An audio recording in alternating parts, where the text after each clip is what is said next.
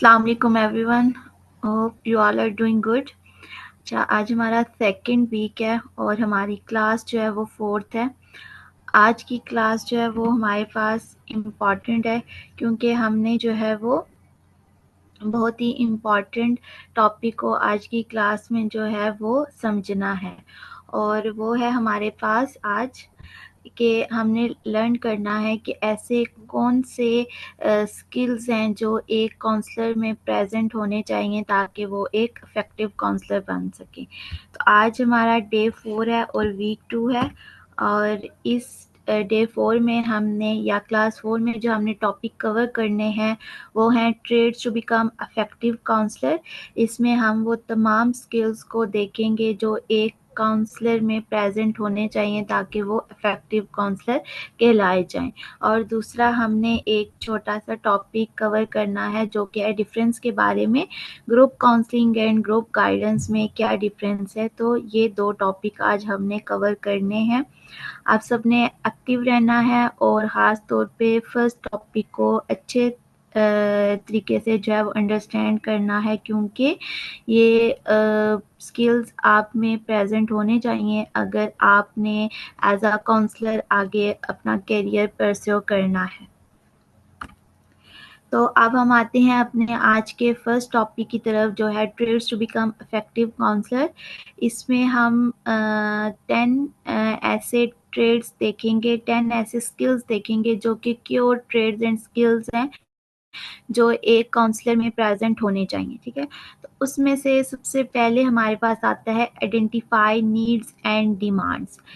इसमें हमारे पास काउंसलर को क्या करना चाहिए कि हमारे जो काउंसलर्स होते हैं उन्हें इतना इफ़ेक्टिव होना चाहिए, इतना अच्छा होना चाहिए कि वो अपने काउंसलिंग की नीड्स और डिमांड्स को आइडेंटिफाई कर सकें। ठीक है, हमारे काउंसलर में ये कैपेबिलिटी होनी चाहिए कि वो इतने एबल हैं कि वो अपने काउंसलिंग की नीड्स एंड डिमांड्स को आइडेंटिफाई कर पा रहे हैं। ठीक है, इसमें हमारे पास ये कब पॉसिबल होगा कि जब एक काउंसलर अपनी नीड्स एंड डिमांड से वेल अवेयर होंगे, वो अपनी नीड्स एंड डिमांड्स को आइडेंटिफाई कर पाएंगे कि उन्होंने अपनी लाइफ में क्या करना है, उनकी क्या नीड्स हैं, उन्होंने क्या एम सेट करने हैं और किस तरह से अपनी लाइफ को लेके चलना है, या क्या ऐसी चीज़ है जो उनकी लाइफ में प्रेजेंट होनी चाहिए जिसके लिए वो हार्ड वर्क करें। ठीक है, अगर ये तमाम चीज़ें काउंसलर को अपने बारे में पता होंगी, वो अपनी नीड्स एंड डिमांड से वेल अवेयर होंगे, तो ही वो अपने काउंसलिंग की नीड्स एंड डिमांड्स को अंडरस्टैंड कर पाएँगे, उसको आइडेंटिफ़ाई कर पाएँगे कि मेरे काउंसलिंग को क्या चाहिए,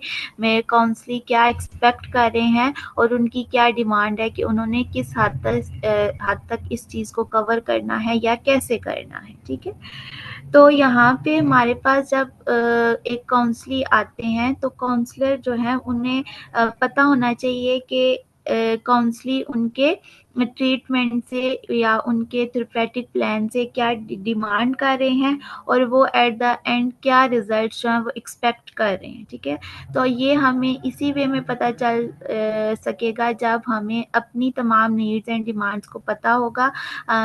हर किसी का ना एक सेशन को लेके चलने का, एक पूरे प्रोसेस को लेके चलने का एक अपना तरीका, एक अपना अंदाज होता है। ठीक है, हर काउंसलिंग का डिफरेंट होता है। ठीक है, तो जब हमें पूरा पता होगा कि हमने, अगर हमारे पास ए कैटेगरी का पेशेंट आता है, कोई भी उसको ABC कुछ भी इशू है, तो उसको हमने कैसे लेके चलना है। अगर किसी और इशू से रिलेटेड कोई आता है तो उसके सेशंस को हमने कैसे लेके चलना है। अगर हमारे पास कोई चाइल्ड रिलेटेड इशू आता है, तो अगर हम चाइल्ड साइकोलॉजिस्ट या एज ए चाइल्ड काउंसलर काम कर रहे हैं तो उसके सेशंस को हमने कैसे लेके चलना है, हमने कैसे रैपो बिल्ड करनी है। तो ये अगर तमाम चीज़ें हमें अपनी पता होंगी तो तभी हम अपने काउंसलर को अंडरस्टैंड कर पाएंगे कि उनका क्या इशू है, उनका क्या प्रॉब्लम है, और फिर हम जो है वो हमारे ट्रीटमेंट से क्या एक्सपेक्ट कर रहे हैं और वो एट द एंड जो है वो क्या रिजल्ट आते हैं। ठीक है, तो अगर काउंसलर कैपेबल होंगे आइडेंटिफाई करने में नीड्स एंड डिमांड्स को, तो तब हम कहेंगे कि ये एक इफेक्टिव काउंसलर है, या ये वाला ट्रेड, ये वाला स्किल उन्हें हेल्प आउट करेगा एक इफेक्टिव काउंसलर बनने में। अब हम नेक्स्ट अगर मूव करें तो जो सेकंड ट्रेड या स्किल हमारे पास आता है वो आता है रिस्पेक्ट का। ठीक है। रिस्पेक्ट जो होता है ये हमारे पास एक बहुत इम्पॉर्टेंट, एक बहुत एसेंशियल कंपोनेंट या एलिमेंट है, ठीक है।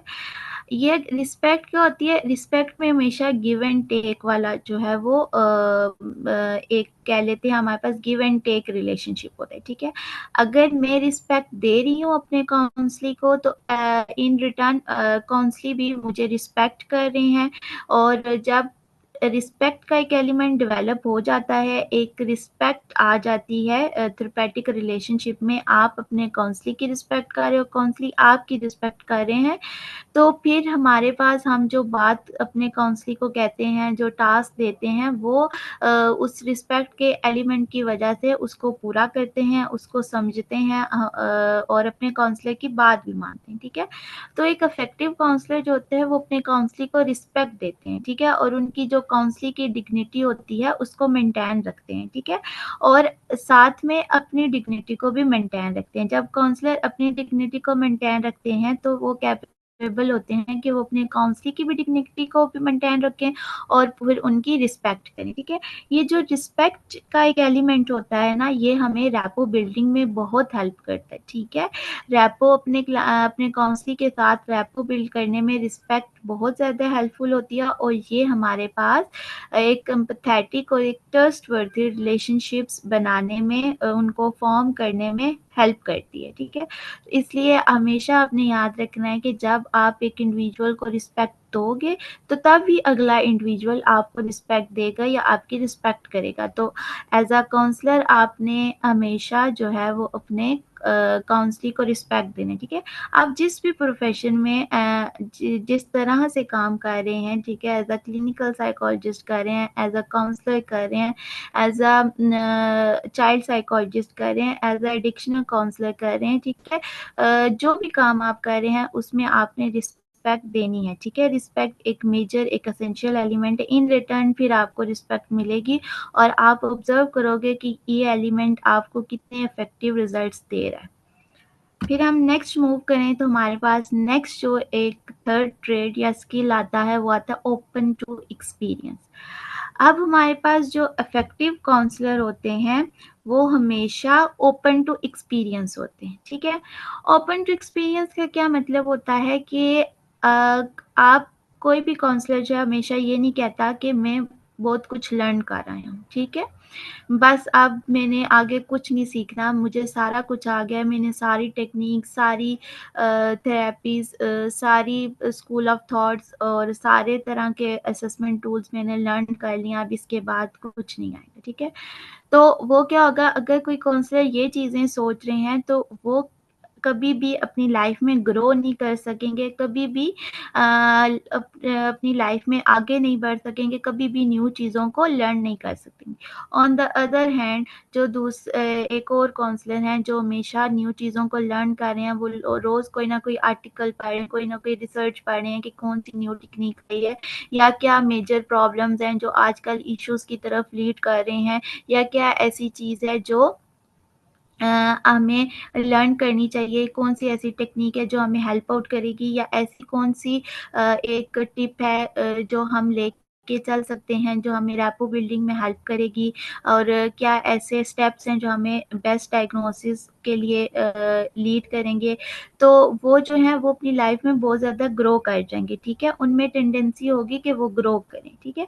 तो एक इफेक्टिव काउंसलर जो होते हैं वो हमेशा ओपन टू एक्सपीरियंस होते हैं, वो न्यू चीज़ों को, न्यू टेक्निक्स को, न्यू असेसमेंट टूल्स को, न्यू टेक्निक्स को, न्यू जो हम अपने काउंसलर के साथ इंटरव्यू करते हैं वो क्या टेक्निक्स हैं, हमें किस सेटिंग में किस तरह का इंटरव्यू करना चाहिए, कौन सा इफेक्टिव होगा, या किस तरह की सिचुएशन में किस तरह की टेक्निक हमने अप्लाई करनी है, या हमारे पास कोई एंजाइटी, डिप्रेशन, कोई पेशेंट कोई काउंसली आए हैं तो उनको हमने जो है वो किस स्टेप से लेके चलना है या किस तरह से उनके साथ डील करना है।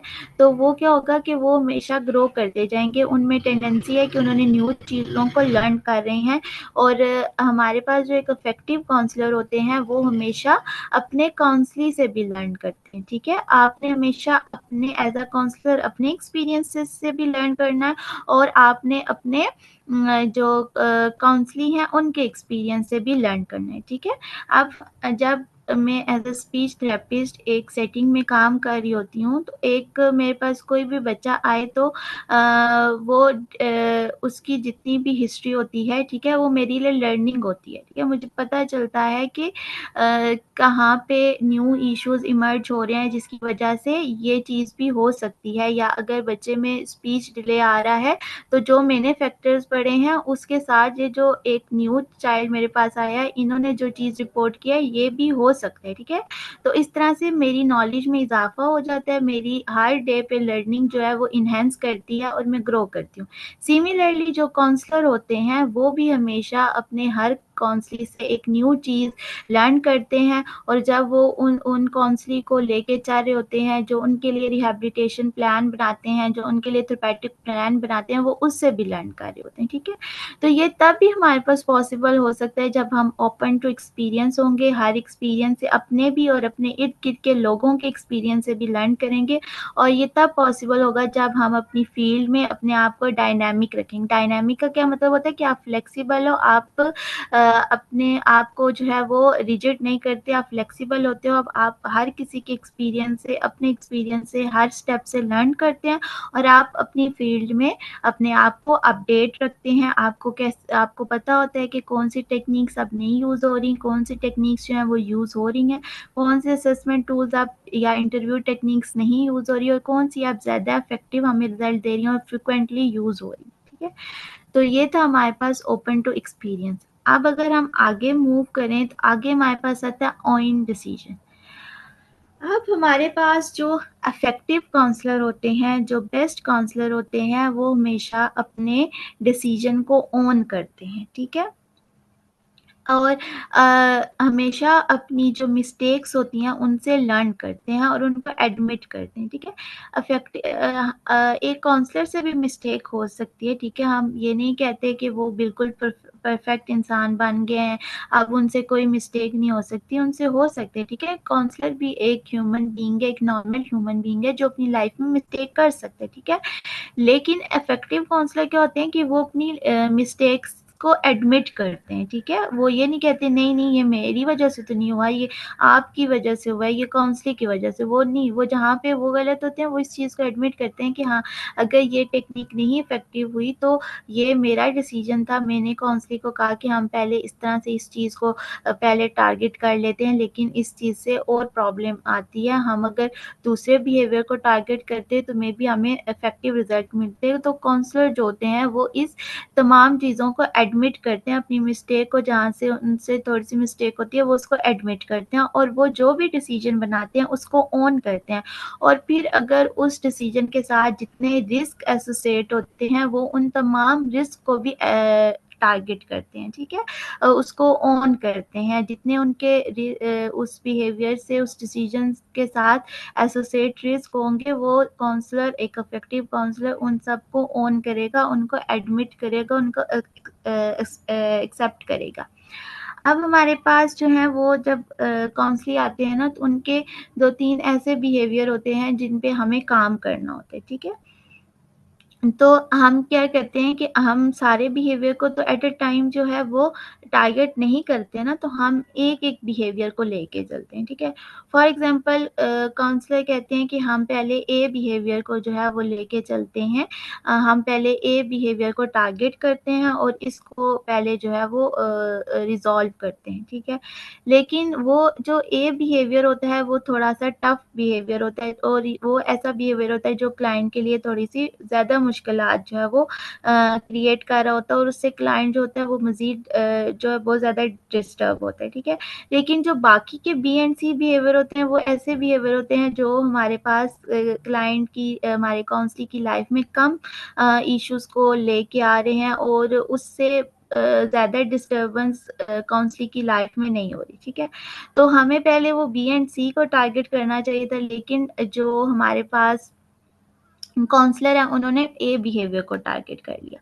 अब जब उन्होंने ए बिहेवियर को टारगेट किया, उसको उसको सॉल्व करने के लिए स्टेप्स को फ़ॉलो किया, तो वो थोड़ा-सा ऐसा बिहेवियर था जो काउंसलिंग को मज़ीद जो है वो इम्प्रूवमेंट की तरफ थोड़ा-सा मज़ीद जो है वो पीछे ले गया। बजाए इसके कि काउंसलिंग में इम्प्रूवमेंट आती, वो थोड़े से और जो है वो मसलों में पड़ गए, ठीक है। तो यहाँ पे ये डिसीजन किसने बनाया था? काउंसलर ने बनाया था, ठीक है। तो इसका रिस्क क्या आया कि इम्प्रूवमेंट की जगह जो है वो काउंसलिंग को थोड़े से और इश्यूज फेस करना पड़े। तो यहाँ पे हमारे पास जो इफेक्टिव काउंसलर है वो इस रिस्क को ऑन करेंगे, वो अपने डिसीजन को भी ऑन करेंगे और अपने रिस्क को भी ऑन करेंगे और अपनी मिस्टेक को भी एडमिट करेंगे, ठीक है। सिमिलरली इसी तरह हमारे पास क्या होता है कि एक हमारे पास टेक्निक है फ्लर्टिंग की, ठीक है। जो हमारे पास बिहेवियर थेरेपीज में से एक थेरेपी है हमारे पास एक्सपोजर थेरेपी। एक्सपोजर थेरेपी में एक हमारे पास टेक्निक आती है फ्लर्टिंग की, ठीक है।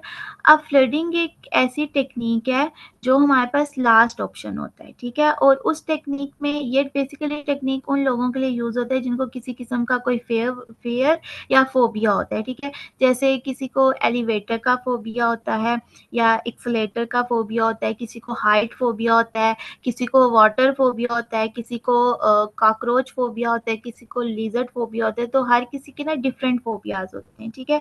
किसी को जो थोड़ी सी क्राउडेड प्लेस हो जाती हैं, थोड़ी ज्यादा गैदरिंग हो जाती है, तो उस चीज से फोबिया होता है, ठीक है। तो हमारे पास हर लोगों के जो है ना वो डिफरेंट फोबियाज होते हैं। तो फ्लडिंग की टेक्निक जो होती है हमारे पास बेसिकली इसमें क्या होता है कि हम अपने जो काउंसली होते हैं उनको जो उनका ये फेयर होता है उससे डायरेक्ट एक्सपोजर करवा देते हैं, ठीक है। तो फ्लडिंग का मतलब ये है कि एकदम से फ्लड आ जाना, एकदम से आप अपने काउंसली को उस चीज से जो है वो एक्सपोज कर रहे हो, ठीक है। ताकि आप जो उनके उस चीज से फेयर है वो खत्म हो जाए और वो जो उन्होंने अपनी सिचुएशन, अपने स्टिमुलस और अपने जो बॉडीली चेंजेस आते हैं, जैसे आपको स्वेटिंग होती है, आपकी हार्ट बीट तेज होने लग जाती है, आपके हाथ पांव ठंडे हो जाते हैं, उसके दरमियान में जो उन्होंने एक नेगेटिव एसोसिएशन क्रिएट की हुई है वो खत्म हो सके, ठीक है। तो हमारे पास फ्लडिंग जो होती है ये लास्ट टेक्निक होती है और इसको हम तब अप्लाई करते हैं जब हमारी पिछली बाकी जो टेक्निक्स होती हैं वो काम नहीं कर रही होती, वो फेल हो जाती हैं, तो तब हम फ्लडिंग की टेक्निक को लेके आते हैं, ठीक है। तो यहाँ पे ये फ्लडिंग की टेक्निक के साथ जो होता है ना इसमें रिस्क एसोसिएट होते हैं। तो अब काउंसलर जो होते हैं ये जब ये टेक्निक अप्लाई करते हैं, जब इस टेक्निक को अप्लाई करने का क्योंकि उनके पास कोई और रास्ता नहीं बचता, बस ये टेक्निक बच जाती है, तो वो जब इस टेक्निक को अप्लाई करने का रिस्क लेते हैं तो वो इस डिसीजन लेते हैं, तो वो इस डिसीजन को भी ऑन करते हैं और फिर रिस्क को भी ऑन करते हैं, ठीक है। और अगर खुदा ना खास्ता कोई क्लाइंट जो है वो बेहोश हो गया है या उसको किसी किस्म का कोई थोड़ा सा इशू आ गया है तो वो तमाम तर चीज़ों को ऑन करते हैं, ठीक है, उसको एडमिट करते हैं। तो ये होता है कि हमने अपनी डिसीजन को जो है वो ऑन करना होता है। हम जब भी कोई डिसीजन बनाते हैं अगर उसके साथ कोई रिस्क एसोसिएट है तो हमने अपने डिसीजन को भी ऑन करना है और हमने उस रिस्क को भी ऑन करना है और जहाँ पे हमसे मिस्टेक होती है हमने उस मिस्टेक को एडमिट करना है। अब अगर हम नेक्स्ट मूव करें तो हमारे पास आता है जो नेक्स्ट एक स्किल, फिफ्थ स्किल या ट्रेड हमारे अफेक्टिव काउंसलर्स में प्रेजेंट होना चाहिए, वो होता है फीलिंग्स ऑफ बीइंग अलाइव। इसका क्या मतलब होता है कि काउंसलर्स जो होते हैं हमेशा उनमें एक फीलिंग ऑफ बीइंग अलाइव होनी चाहिए, मतलब कि उनकी लाइफ में एक मीनिंग होना चाहिए, ठीक है। और उनको अपनी लाइफ में इंटरेस्ट होना चाहिए, ठीक है। हमारे पास हर एक इंडिविजुअल जो है वो हर एक की लाइफ में कोई ना कोई मीनिंग है, ठीक है। और हम इस दुनिया में आए तो हमारा कोई मकसद है, हमने कुछ करना है और हमने अपने आप को मनवाना है कि हाँ हमें ये एबिलिटी है, हम ये काम कर सकते हैं, ठीक है। तो हमने हमेशा अपनी लाइफ में एक मीनिंग सेट करना है, ठीक है। जैसे मेरा एम है कि मैंने एक अच्छा क्लिनिकल साइकोलॉजिस्ट बनना है, मेरी लाइफ का ये मीनिंग है कि मैंने ये चीज़ अचीव करनी है और मैंने जो है वो इसमें मज़ीद बेहतरी लेके आनी है डे बाय डे और मैंने अपनी ह्यूमैनिटी को मैं जितना सर्व कर सकती हूँ एक बेस्ट वे में मैंने करना है, ठीक है। इसी तरह आप सबकी लाइफ में भी एक मीनिंग, एक मकसद होगा। इसी तरह हर किसी की लाइफ में जो है वो डिफरेंट तरह के मीनिंग्स होते हैं, ठीक है। जैसे अब्दुल तारीदी जो है बेस्ट एग्जांपल है, उन्होंने कितना ह्यूमैनिटी को सर्व किया, उनकी लाइफ में एक मीनिंग था, ठीक है। तो इसी तरह हमारे पास काउंसलर्स जो होते हैं उनकी लाइफ में एक मीनिंग होना चाहिए कि मैंने अपने जो ह्यूमैनिटी है, अपने काउंसलर हैं उनको सर्व करना है, एक बेस्ट वे में सर्व करना है, उनके लिए एक बेस्ट ट्रीटमेंट प्लान करना है। ठीक है, जो हमारे पास एक इफेक्टिव काउंसलर होते हैं ना, वो डे बाय डे लर्न करते रहते हैं कि मैंने जो है वो ये वाली टेक्निक में लर्न कर लूँ, या वो कंटिन्यूसली न्यू पेपर्स पढ़ते रहते हैं, रिसर्च पेपर्स, जिसमें वो देखते रहते हैं कि क्या क्या न्यू टेक्निक्स आई हैं, क्या मोर प्रिसाइज और मोर इफेक्टिव टेक्निक्स है जिनको, या स्मार्ट टेक्निक्स है जिनको अप्लाई करके हम जो है वो जल्दी से अपने काउंसलिंग को उस प्रॉब्लम से निकाल सकते हैं। ठीक है, तो इसी तरह हमारे पास जो है वो काउंसलर जो होते हैं उनको अपनी लाइफ में इंटरेस्ट होना चाहिए, वो बहुत ज़्यादा दुखी नहीं होने चाहिए, वो उन्होंने अपनी पर्सनल और प्रोफेशनल लाइफ को अलग किया होता है। ठीक है, वो जब अपनी प्रोफेशनल लाइफ में होते हैं उसको अच्छे से लेके चलते हैं। ठीक है, उसके हर स्टेप को एंजॉय करते हैं। ठीक है, और जब हमारे पास वो अपनी पर्सनल लाइफ में होते हैं तो वो उसको भी एंजॉय कर रहे होते हैं, तो उन्होंने अपना एक मेंटेनेंस रखा होता है और वो अपनी हर एक इवेंट को एंजॉय करते हैं। ठीक है, इवन के वो जब अपनी पेशेंट लेंगे, उनके साथ काम करेंगे, तो वो उस चीज़ को भी एंजॉय करेंगे। आपने हमेशा एक बात याद रखनी है कि जब आप दिल लगी से अपनी पूरी एफर्ट्स लगा के एक चीज़ में इंटरेस्ट लेके उस चीज़ को नहीं करोगे तो आप उस चीज़ में सक्सेसफुल नहीं होगे। ठीक है, अभी जैसे मैं ये क्लास लेती हूँ तो मेरा इसमें इंटरेस्ट है, मैं जब ये लेक्चर डिलीवर कर रही होती हूँ, या ये जो 1 हार होता है, मैं पूरा इसको इंजॉय करती हूँ। ठीक है, जब आप चीज़ों को इंजॉय करेंगे, आपकी लाइफ में मीनिंग होगा, आपको अपनी लाइफ में इंटरेस्ट होगा, तो तभी आप जो वो एक इफेक्टिव काउंसलर बन सकते हो। ठीक है, जब आप में ये तमाम चीज़ें प्रेजेंट होगी तो एज अ रिजल्ट क्या होगा कि आप अपने काउंसलिंग के प्रॉब्लम्स को अच्छे तरीके से अंडरस्टैंड कर पाओगे और फिर एज अ रिजल्ट उनको एक इफेक्टिव ट्रीटमेंट दे पाओगे। ठीक है, हम इफेक्टिव ट्रीटमेंट तभी दे पाते हैं ना जब हम प्रॉब्लम को A to Z अच्छे तरीके से हर एस्पेक्ट से अंडरस्टैंड कर लेते हैं। ठीक है, आपने अपनी बात हमेशा माइंड में रखनी है कि आपने प्रॉब्लम को हर पहलू से देखना होता है, हर एस्पेक्ट से देखना होता है कि ये किस तरह से ये प्रॉब्लम कॉज हो रही है, या क्या क्या इसकी मेजर कॉजेज हैं। ठीक है, तो जब हम हर पहलू से प्रॉब्लम को एनालाइज कर लेते हैं, ठीक है, एक क्रिटिकल एनालिसिस होता है प्रॉब्लम का, जब हम पूरा एक क्रिटिकल एनालिसिस अपनी प्रॉब्लम का कर लेते हैं तो तभी हम अपने काउंसलिंग को जो है वो एक इफेक्टिव ट्रीटमेंट उसके अकॉर्डिंग दे सकते हैं कि कौन सी जो कॉज है वो ज़्यादा इस प्रॉब्लम को क्रिएट कर रही है, तो हम जो है वो उस पे ज़्यादा हमने काम करना है, या पहले हमने उस कॉज को जो है वो टारगेट करना है।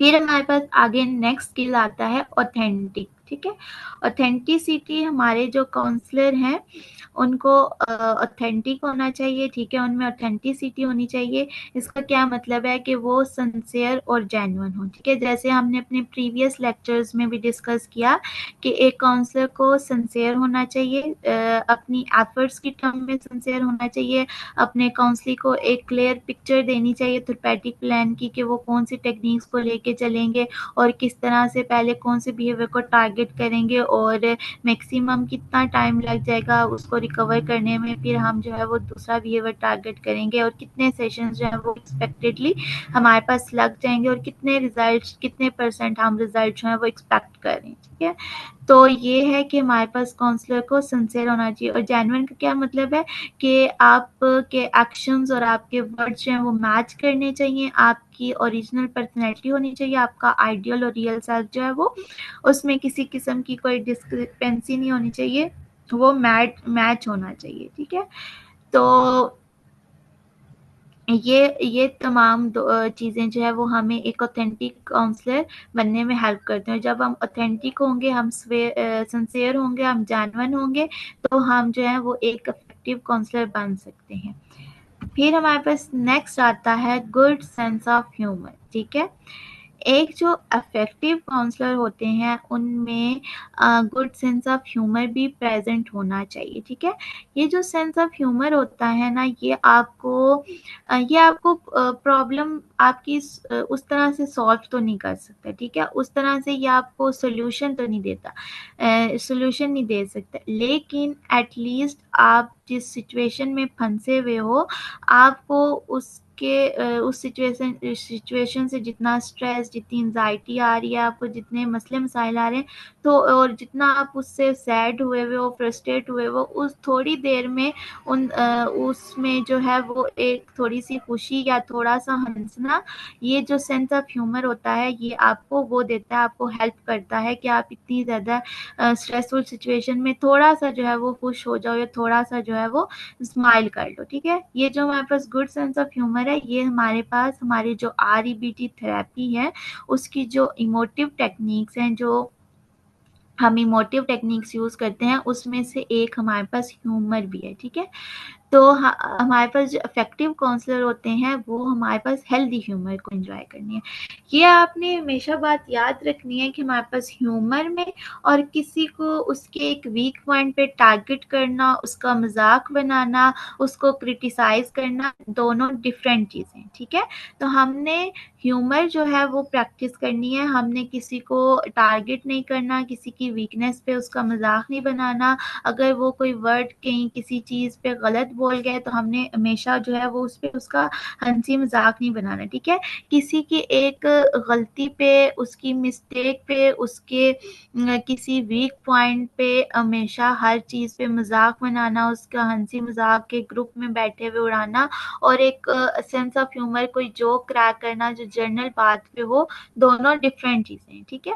तो एक इफेक्टिव काउंसलर जो होते हैं, वो हेल्दी ह्यूमर को प्रैक्टिस करते हैं, और उनको पता होता है कि उन्होंने अपने क्लाइंट का जो मूड है, जो अपने काउंसलिंग का मूड है, वो कैसे जो है वो चेंज करना है, ठीक है।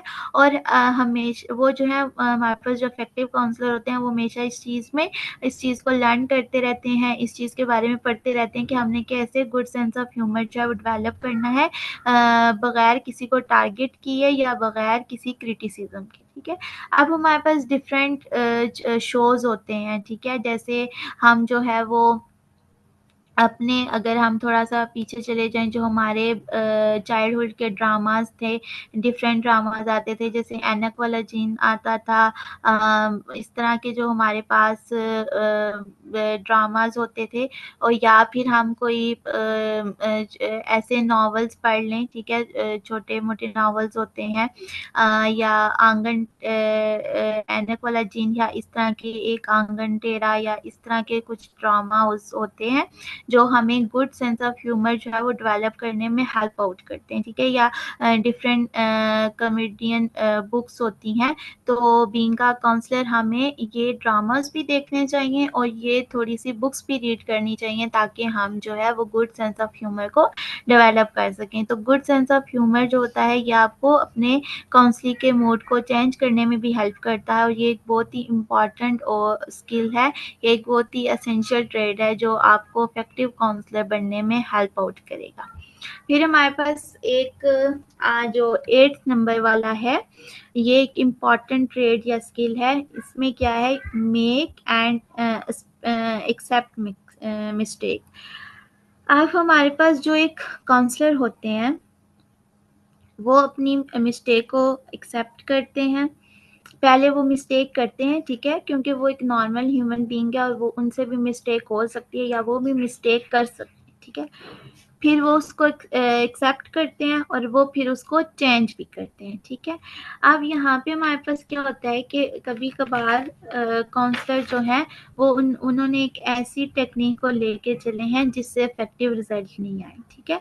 वो अगर टेक्निक बी को लेके चलते, तो उससे ज़्यादा इफेक्टिव जो है वो कॉस्ट बेनिफिट भी थी, कॉस्ट फ्रेंडली भी थी, और हमारे पास जो है वो कम टाइम में ज़्यादा इफेक्टिव, ज़्यादा अच्छे रिजल्ट्स दे रही थी, ठीक ठीक है।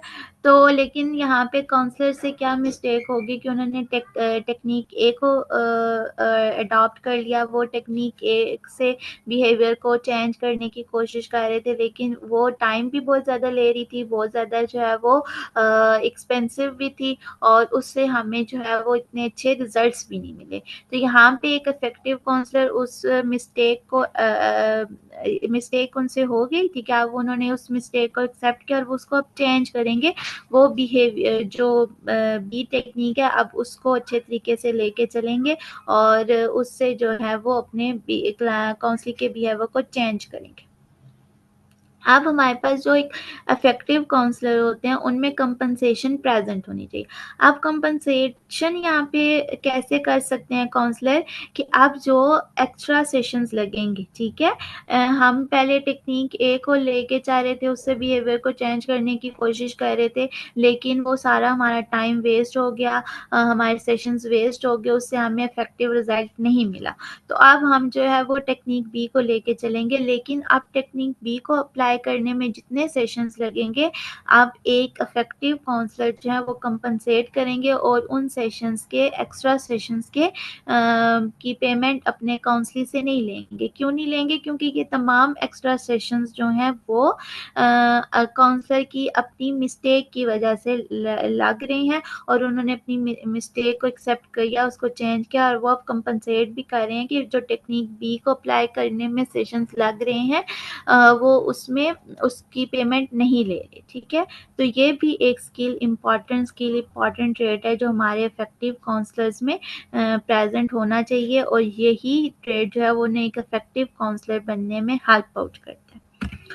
फिर हमारे पास जो है वो नाइन्थ और सेकंड लास्ट जो हमारा स्किल या ट्रेड है वो क्या है, work for the welfare of others, ठीक है। जैसे हमने अपने प्रीवियस लेक्चर्स में भी डिस्कस किया कि जो एक काउंसलर होते हैं वो मल्टीपल रोल्स अदा कर रहे होते हैं, वो एज अ काउंसलर भी एक्ट कर रहे होते हैं, एज अ साइकोमेट्रिशियन भी एक्ट कर रहे होते हैं, एज अ प्रिवेंटर भी एक्ट कर रहे होते हैं, एज अ रिसर्चर भी एक्ट कर रहे होते हैं, ठीक है। तो यहाँ पे आज हम एक और चीज़ लर्न करेंगे कि हमारे जो काउंसलर होते हैं वो एज अ सोशल वर्कर भी एक्ट कर रहे होते हैं, और वो दूसरों के वेलफेयर के लिए काम कर रहे होते हैं।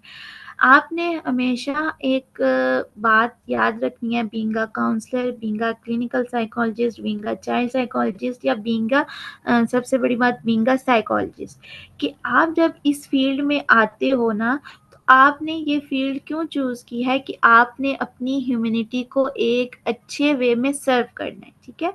तो अब हर जगह आपके लिए जो है वो मनी मैटर नहीं करता। आप काइंडली मुझे बता दें आपने सुना हुआ है, ताकि मैं उससे आगे स्टार्ट कर लूँ।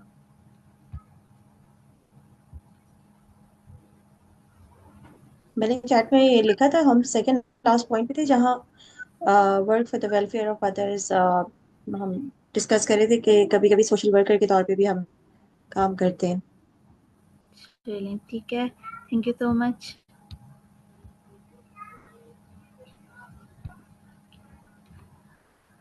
हमारे पास जो है वो अब जो लास्ट आता है हमारा ट्रेड या एसेंशियल जो हमारे पास स्किल होता है, वो होता है कल्चर डाइवर्सिटी। एक काउंसलर जो होते हैं वो हमारे पास कल्चर डाइवर्सिटी को रिस्पेक्ट देते हैं और उसको अप्रिशिएट करते हैं। कल्चर डाइवर्सिटी क्या होती है, हमारे पास वेरियस कल्चर जो है वो प्रेजेंट है, डिफरेंट कल्चर जो है वो हमारे पास प्रेजेंट हैं, जैसे केपीके कल्चर है, बलोची कल्चर है, सिंधी कल्चर है, केपीके का है, हमारे पास कश्मीर का अलग जो है वो अपना एक कल्चर है।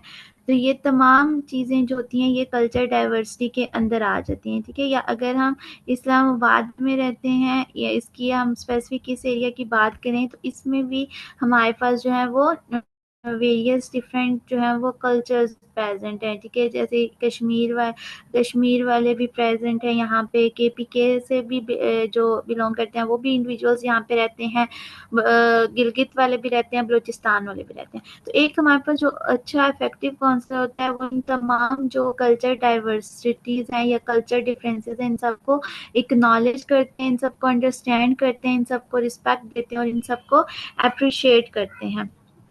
अब जब हम काउंसलर होते हैं या एज अ काउंसलर काम कर रहे होते हैं तो हमारे पास डिफरेंट कल्चर से ताल्लुक़ रखने वाले लोग आते हैं, ठीक है।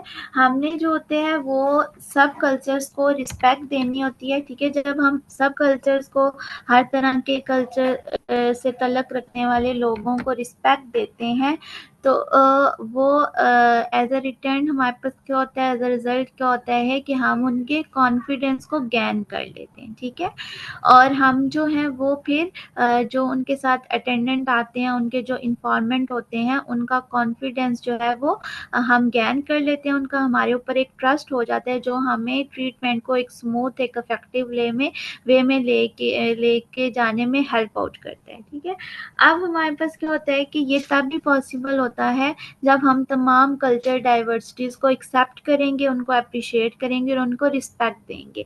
अब बीइंग अ काउंसलर ना हमें हर जो लैंग्वेज होती है, जैसे पश्तो है या गिलगिती है, उसके ना कुछ वर्ड्स आने चाहिए, ठीक है। जैसे सलाम कैसे करते हैं पश्तो में, या हाल चाल कैसे पूछते हैं, या क्या ये जो हमारे रोज़मर्रा के सवाल होते हैं कि कैसे आए आप, क्या हाल है, कैसे हैं आप। तो ये वाले ना हमें छोटे छोटे याद करने चाहिए, हमें पता होना चाहिए हमने सिंधी में कैसे इसको पूछना है, सराइकी में कैसे पूछना है, और पश्तो में कैसे पूछना है, गिलगित वाली ज़बान में, गिलगिती में कैसे पूछना है।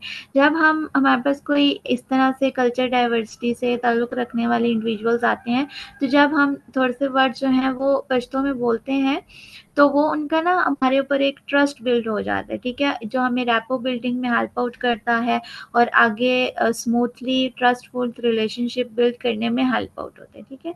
अब इसमें अगर हम एक छोटी सी एग्जांपल लें, अगर हम फर्ज करते हैं कि हम इमेजिन करते हैं कि हमारे पास जो है वो बलोची कल्चर से जो है वो एक इंडिविजुअल आए हैं, ठीक है। अब जो बलोची कल्चर से थोड़े से बिलोंग करते हैं लोग, वो थोड़े रिजिड माइंड के होते हैं, उनका माइंड कंजर्वेटिव होता है, ठीक है, वो इतने ओपन नहीं होते और उनकी वैल्यूज़ होती हैं वो अपनी होती हैं और डिफरेंट वैल्यूज़ और बिलीव्स उनके होते हैं, ठीक है। तो वो ना थोड़े से इनसिक्योर होते हैं, और अगर वो अपनी किसी फीमेल को लेके आ रहे हैं किसी भी ट्रीटमेंट के लिए, तो वो उसको अलाउ नहीं करते कि वो अकेले काउंसलर के पास बैठे और अकेले जो है वो, बेशक फीमेल काउंसलर ही क्यों ना हो, कि वो अकेले जो है वो उनसे सेशन ले और एक वन और वन सेशन। तो इसमें हमारे पास क्या होता है कि हम स्टार्ट के सेशंस में ना उनके साथ जो भी उनके आते हैं ना अटेंडेंट होते हैं या इन्फॉर्मेंट होते हैं, हम उनको अलाउ करते हैं कि आप हमारे साथ सेशन में बैठें, ठीक है। जब वो हमारे पास 1-2 सेशंस में हम उनके फैमिली मेम्बर्स को भी अलाउ करते हैं, तो उसमें हम कोई इतना डीप क्वेश्चन या इतना जो है वो क्रिटिकल क्वेश्चन नहीं पूछते। हम ना जनरल क्वेश्चन कर रहे होते हैं, बेसिक टेक्निक्स जैसे रिलैक्सेशन टेक्निक्स हैं या प्रोग्रेसिव मसल टेक्निक्स है, वो हम जो है वो अप्लाई कर रहे होते हैं, ठीक है। जब हम 1-2 सेशंस में उन फैमिली मेम्बर्स को बिठा के ये तमाम चीज़ें प्रैक्टिस कर रहे होते हैं ना, तो वो उन फैमिली मेम्बर्स का हमारे ऊपर ट्रस्ट बिल्ड हो जाता है कि ये एक काउंसलर से कोई इस तरह के क्वेश्चन नहीं करेंगे या उसको कोई हार्म नहीं करेंगे, उसको कोई नुकसान नहीं पहुंचाएंगे, तो उनका हमारे ऊपर ना ट्रस्ट बिल्ड हो जाता है, उनका कॉन्फिडेंस आ जाता है, ठीक है। हम उनका कॉन्फिडेंस जो वो गेन करने में जो है वो कामयाब हो जाते हैं, सक्सेसफुल हो जाते हैं। तो फिर हमारे पास जो आगे से चौथा पांचवा सेशन स्टार्ट होता है ना, तो वो फिर अलाउ कर देते हैं अपनी फीमेल्स को कि आप जो है वन ऑन वन सेशन अकेले ले लें, ठीक है। तो उसमें फिर हम जो है फर्दर अपनी इन्वेस्टिगेशन या जो हमें ऐसे क्वेश्चन होते हैं जो हमें लगता है कि हमें इनसे अकेले में पूछने चाहिए, वो तमाम चीज़ें जो है वो हम फिर अप्लाई टेक्निक्स भी और क्वेश्चन भी पूछ के अपना प्रोसेस जो है वो कंप्लीट करते हैं, ठीक है। तो इस तरह से हमारे पास बीइंग अ काउंसलर ना हमें हर लैंग्वेज में ना थोड़ा कमांड होना चाहिए, मल्टीलिंगुअल होना चाहिए, और हमें ना उर्दू में और हमें पता होना चाहिए कि अगर इस टेक्निक को हमने अपने काउंसलर को समझाना है तो हम उसकी ज़बान में आसान अल्फाज में कैसे समझा सकते हैं, या हमने उसको काउंसल करना है तो हम उसी की ज़बान के वर्ड्स को आसान तरीक़ों में यूज़ करके आसान तरीके से किस तरह से उस चीज़ को समझा सकते हैं, ठीक है। तो ये तमाम तर जो हमारे पास स्किल्स हैं, ट्रेड्स हैं, ये अगर एक काउंसलर में प्रेजेंट होंगे तो हम कहेंगे कि ये इफेक्टिव काउंसलर है, ठीक है। ये इफेक्टिव काउंसलर बनने में ये तमाम स्किल्स जो हैं वो हेल्प आउट करते हैं।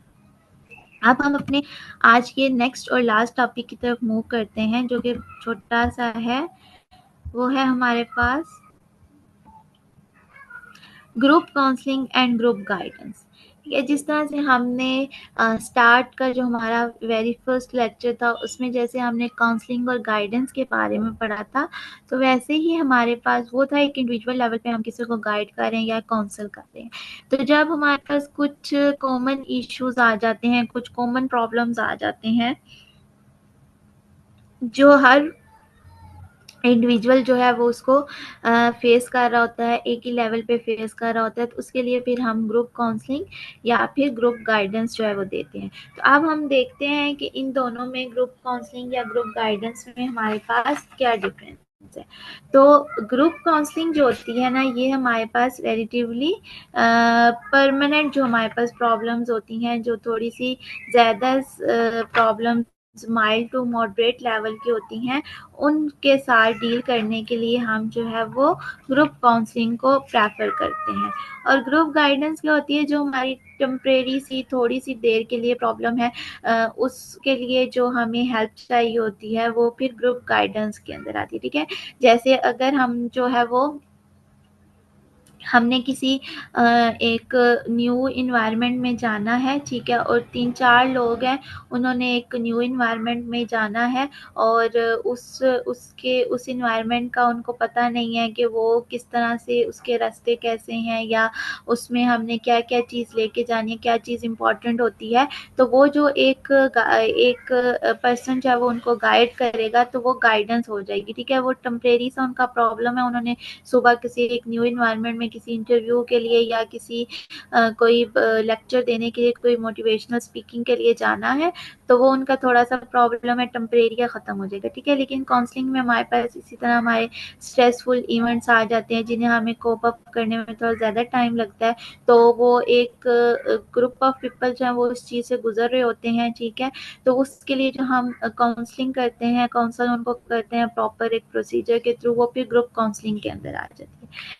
फिर हमारे पास जो ग्रुप काउंसलिंग होती है वो इसी तरह हमारे पास जो है वो लॉन्ग पीरियड ऑफ टाइम के लिए होती है, और ग्रुप गाइडेंस जो है एज कम्पेयर टू काउंसलिंग हमारे पास शॉर्ट पीरियड ऑफ टाइम के लिए होती है। अब जो ग्रुप काउंसलिंग है ना, ये सारे पर्सनल इश्यूज पे फोकस करती है। ठीक है, आपका पर्सनल कोई एडजस्टमेंट इशू है, आपका कोई लॉस हुआ है, कोई फाइनेंशियल, कोई आपका जो है वो लव्ड वन का लॉस हुआ है, या आपने जो है वो कहीं पे कोई एग्जाम्स दिए हैं उसमें आपके अच्छे मार्क्स नहीं आए, तो उससे आपको जो है वो काफ़ी इशू का सामना करना पड़ रहा है। तो ये सारे जो हैं वो आपके पर्सनल इश्यूज होते हैं। लेकिन ग्रुप गाइडेंस में आपके जो इश्यूज होते हैं या फोकस होता है ग्रुप गाइडेंस का, वो आपके इमोशनल या सोशल इश्यूज होते हैं। कोई एक सोशल इशू आ गया है या कोई एक इमोशनल इशू है। ठीक है, अब हमारे पास जो ग्रुप काउंसलिंग होती है वो हमारे पास माइल्ड टू मॉडरेट नेचर के जो प्रॉब्लम्स होते हैं, ठीक है, जो मॉडरेट लेवल तक होते हैं, ज़्यादा सवेयर या प्रोफाउंड लेवल तक नहीं जाते, उसमें भी हम ग्रुप काउंसलिंग को प्रेफर करते हैं, या उसका जो नेचर ऑफ प्रॉब्लम होता है ग्रुप काउंसलिंग में वो माइल्ड टू मॉडरेट होता है। अगर हम ग्रुप गाइडेंस की बात करें तो उसमें जो नेचर ऑफ प्रॉब्लम होता है वो माइल्ड होता है, बहुत ज़्यादा कम जो है वो आपकी लाइफ में डिस्टर्बेंस क्रिएट कर रहा है, वो इशू बहुत ज़्यादा कम टाइम के लिए है, बहुत ज़्यादा छोटा इशू है, या वो फिर इम्पर्सनल इशू होते हैं। इम्पर्सनल इशूज का क्या मतलब होता है कि वो जो है वो जनरल प्रॉब्लम है, कोई इतना स्पेसिफिक प्रॉब्लम नहीं है, और ना ही वो आपकी लाइफ में मैल फंक्शनिंग लेके आ रहा है। ठीक है, तो ये फिर हमारे पास ग्रुप काउंसलिंग ग्रुप गाइडेंस में जो नेचर ऑफ प्रॉब्लम होती है माइल्ड या इम्पर्सनल होती है, यानी कि उसका वो आपका एक जनरल इशू होता है जो ग्रुप ऑफ पीपल जो है वो जनरल लेवल पे एक्सपीरियंस करें, वो कोई स्पेसिफिक या पर्सनल नहीं है। ठीक है, वो कोई भी आपका एजुकेशनल इशू, कोई भी आपका इमोशनल या आपका सोशल इशू हो सकता है। ठीक है, तो ये था हमारे पास एक डिफरेंस ग्रुप काउंसलिंग और ग्रुप गाइडेंस, जिसको हमें अंडरस्टैंड करने की ज़रूरत थी। आज की क्लास जो है यहाँ पे हमारी ख़त्म होती है। हमने दोनों का टॉपिक्स जो है वो कवर करनी है, स्किल्स को भी अंडरस्टैंड कर लिया और हमने इस डिफरेंस को भी अंडरस्टैंड कर लिया।